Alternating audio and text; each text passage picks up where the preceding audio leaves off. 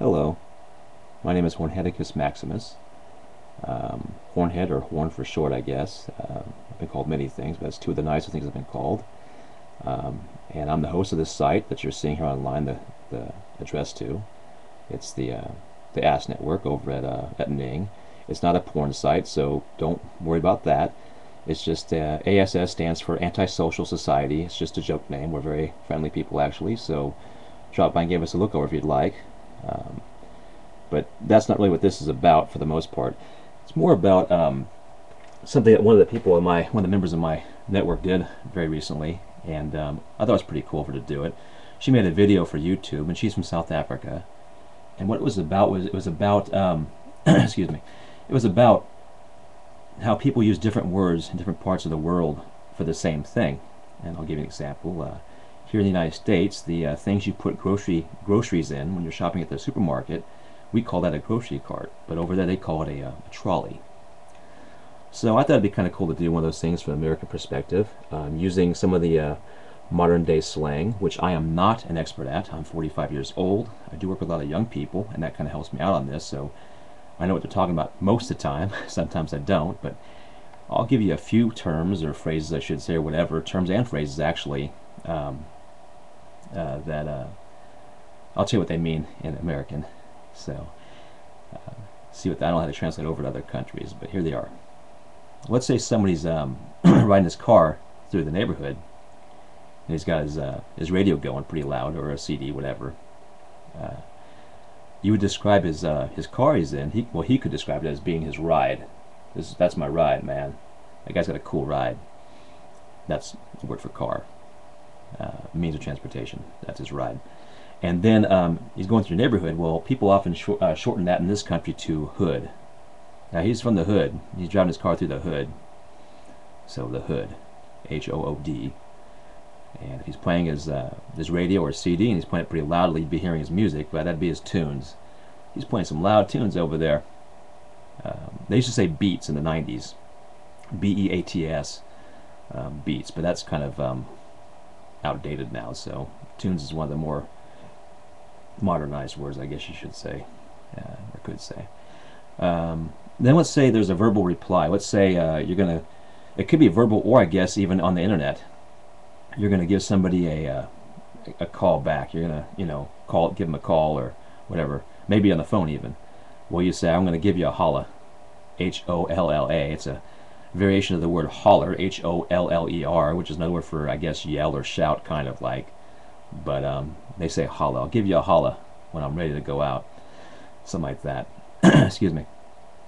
And then there's an announcement, which can be done, I guess, online or elsewhere. But I do these online, and I actually use this phrase. Let's say I want to reach a lot of people with the same announcement. I do what I call a shout. I'll give you a shout out. I'm going to do a shout out about the latest activity over in the Ass, network and all that stuff. So shout out. And then there's always the word good. They serve some good Mexican food at that place. Well, in the past you've heard, they have some bad food over there, man. And bad can mean good. Or at least it could in the old days. I'm not sure if it does anymore, but bad or fresh, something like that. Well, one of the latest words I've heard a lot by the younger crowd is dope. Hey, man, they serve some dope Mexican food over there. You should get some. Dope, D-O-P-E. And then there's how some of the guys, younger guys usually, address each other. And I've heard this many a time. I do not use this phrase myself at all. I feel really stupid doing it at my age, but some guys my age probably do use it. But anyway, it's dog. Hey, dog, what's up? What up, dog? And that brings me to what's up. Basically, kind of like how you're doing, what's going on. And people have shortened that to two phrases that I've heard. One is, what up? What up, dog? Or they might just say, sup, dog? And zup may sound like Z-U-P, but it's actually spelled S-U-P, short for what's up. Sup, dog? Again, I do not use that phrase. I have said zup, but very seldom. What up I use more oftenly, especially online.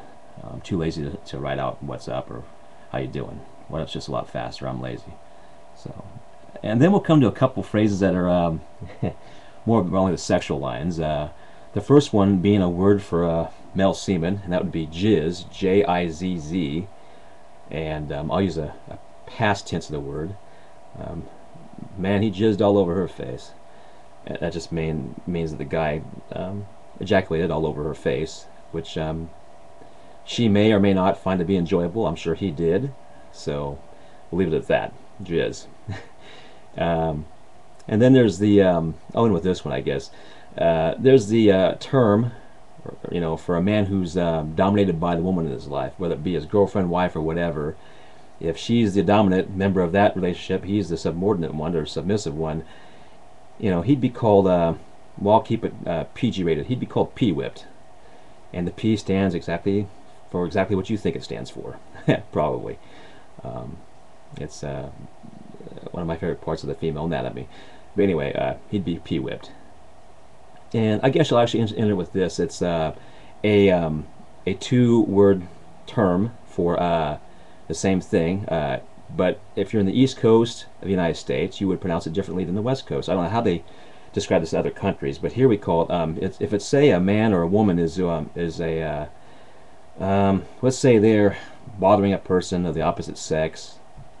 Actually, it could be the same sex, but usually it's opposite sex. Well, it could be, let's say a man is bothering a guy because the guy is a homosexual, and the straight guy doesn't like that, and he's bothering him. He's either, threatening him, or he's making snide comments or rude jokes in his presence and that. Well, that would be called, here on the West Coast, sexual harassment. Now, on the East Coast, they pronounce it sexual harassment, but it means the same thing. It can go either way. It could be guys against gals, gals against guys, guys on guys, gals on gals. It could be any of the four ways, but it's never a good thing, and you can be prosecuted for that in this country, so you don't want to be doing that. But anyway, that's sexual harassment, and that's the end of this little verbal essay, I guess you could say, on American slang. Again, I'm no expert on it, so if you have some words you think are more appropriate or more up to date, by all means, please feel free to make your own video. Hope you enjoyed it. Bye. And again, this is our site. Please feel free to drop by. It is free to join, and we have a lot of fun there. And there would be right there. You don't want to see me. So, well, anyway, http:// 2 dash marks, don't forget those, and then it's the ass.ning.com with one more little slash, and I'll try it one more time. There we are. That's us. Drop them by sometime. Thanks for listening.